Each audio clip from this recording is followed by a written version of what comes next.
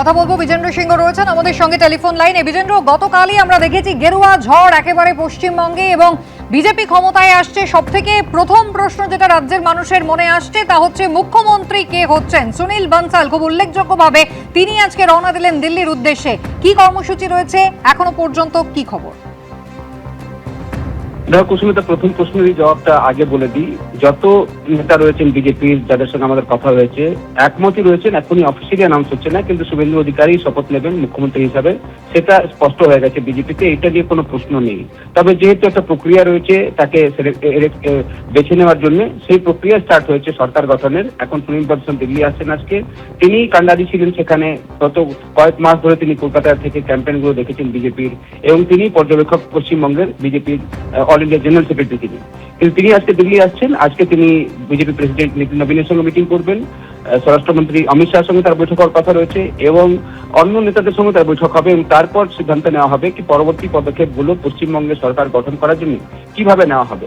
একটা সূত্র থেকে আমি জানতে পেরেছি কি তিনি যখন আজকে ফিরে যাবেন, এরপরে বিজেপি কেন্দ্রীয় নেতৃত্ব যা সিদ্ধান্ত নিয়েছে, খুব সম্ভবত তারা একটা অবজারভার পাঠান পশ্চিমবঙ্গে, এবং যেহেতু পর্যবেক্ষক নিজেই রয়েছেন সুনীল বানসাল, হয়তো তাকেই বার্তা কেন্দ্রীয় নেতৃত্ব দিয়ে দেবে কি কিভাবে এই প্রসেসটাকে এগিয়ে নিয়ে যেতে হবে।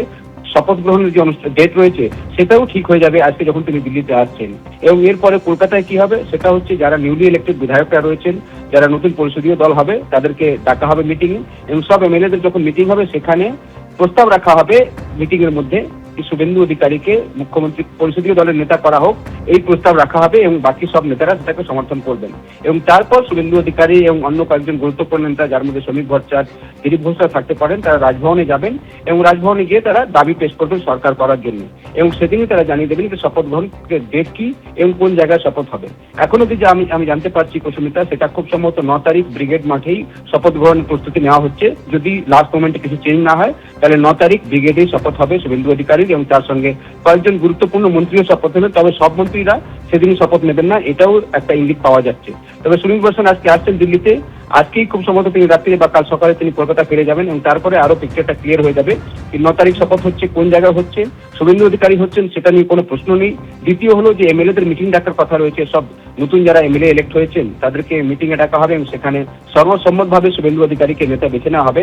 সেটা কবে করা হচ্ছে সেটাও জানা যাবে আজকে সুনীল বানসালের দিল্লির মিটিং এর পর। ধন্যবাদ। শেষ হয়েও হলো না শেষ। গতকাল 293টা আসনের ভোট গণনা ছিল, আপনারা জানেন। যদিও তার মধ্যে এখনো পর্যন্ত রাজারহাট নিউ টাউন বিধানসভা কেন্দ্রে কিন্তু ফের পুনর্গণনা করা হচ্ছে। কথা বলতে সরাসরি আপনাদের নিয়ে যাব, রুমা পাল আমাদের প্রতিনিধি রয়েছেন আমাদের সঙ্গে। রুমা, তুমি যেমনটা বলছিলে যে একেবারে শেষ 3 রাউন্ড, সেই গণনা বাকি ছিল, এখনো পর্যন্ত কি আপডেট রয়েছে? দেখো, কিছুক্ষণ আগেই জানাচ্ছিলাম, বেশ কয়েক ঘন্টার আগের একটা চিত্র যেটা ওয়েবসাইটে দেখা যাচ্ছে যে 18 রাউন্ডের মধ্যে 17 রাউন্ড গণনা হয়েছে। সেখানে তৃণমূল কংগ্রেসের তাপস চট্টোপাধ্যায় তিনি পেয়েছেন 1,06,250টি ভোট এবং 323 ভোটে এগিয়ে রয়েছেন। যেখানে পীয়ূষ কানোরিয়া যিনি বিজেপির, তিনি 1,05,927টি ভোট পেয়েছেন, 323 ভোটে পিছিয়ে রয়েছেন।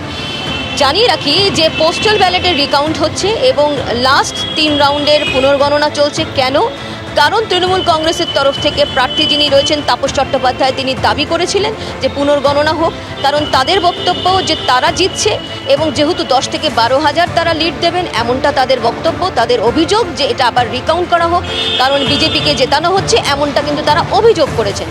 অন্যদিকে অবশ্যই বিজেপির তরফ থেকেও জানানো হয়েছে যে তারা রিকাউন্ট যখন হচ্ছে তারা জিতছে।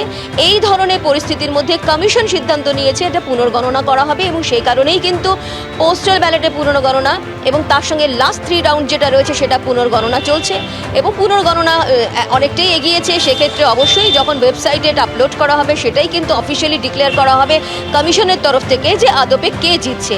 এবং এটা ঠিক যে তৃণমূল কংগ্রেসের তরফ থেকে যে দাবি করা হয়েছিল, সেই দাবি মেনেই কিন্তু পুনর্গণনা চলছে। ধন্যবাদ। এবিপি আনন্দ, এগিয়ে থাকে, এগিয়ে রাখে।